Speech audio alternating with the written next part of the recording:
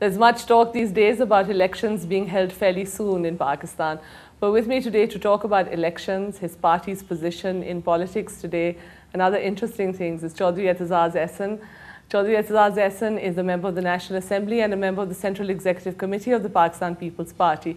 Aitzaz, welcome to 24/7. Thank you very much for allowing us into your home and your beautiful home. Coming over. No, it's lovely. Now, tell me, you've been in politics for a really long time. You've seen many governments come and go. How do you see the situation today? What's it like for you, your party today? Well, not as much for the party, but I think for Pakistan as such and the society, I feel the situation is quite grim. I'm normally an optimist. So really. If it's grim for the country, it's better for the party? Well, not really. I wouldn't say that. I wouldn't be. Anybody who inherits governance from General Zia, my sympathies are going to be with him or with her, I promise you. General Zia, you think you mean General Musharraf? Oh, General Musharraf. You already inherited from General Zia. General Zia, and I tell you, we were in a pretty bad situation, in a tight spot. You know, next government, whomsoever, maybe this one later on will devalue.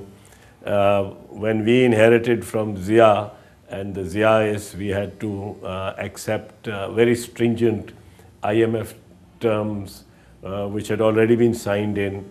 Which are still being played out today. Exactly. I think it's going to be a repeat. The army recedes only when it feels that the situation is going out of hand. Look at the law and order situation. Look at the inflation. It's now only yesterday's State Bank figures places it close to 9%.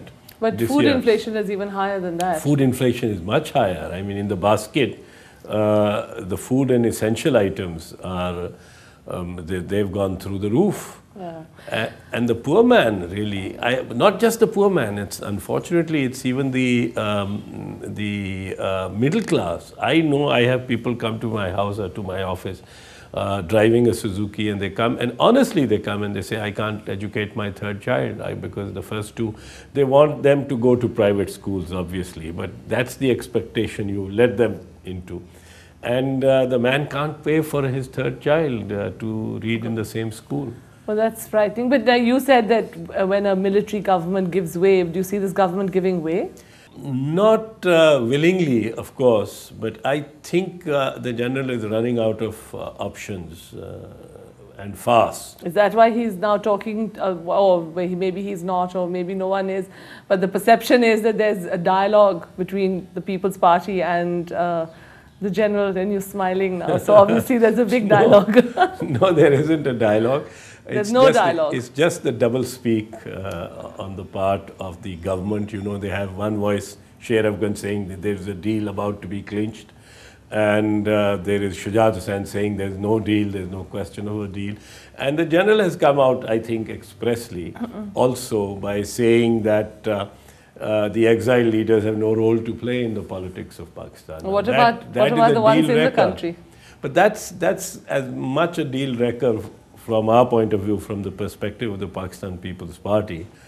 And you know, somehow the army, which sort of determines the system. But Benazir Bhutto is not exiled. Nawaz Sharif has been sent away for 10 years, you know, according under an agreement. But she's not been exiled. She's gone of her own volition. She's not living in Pakistan. She has